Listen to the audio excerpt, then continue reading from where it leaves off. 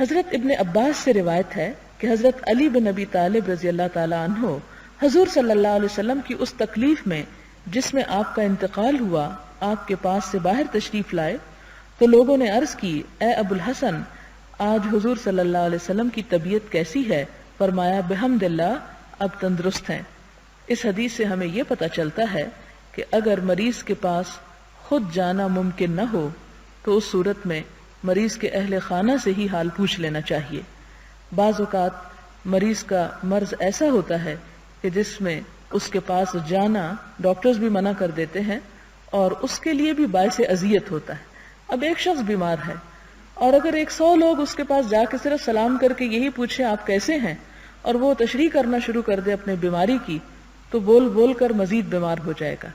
تو اس لیے صرف اس کے گھر والوں سے ہی اس کا حال پوچھ لینا، اس سے بھی انسان کا اجر ثابت ہو جاتا ہے۔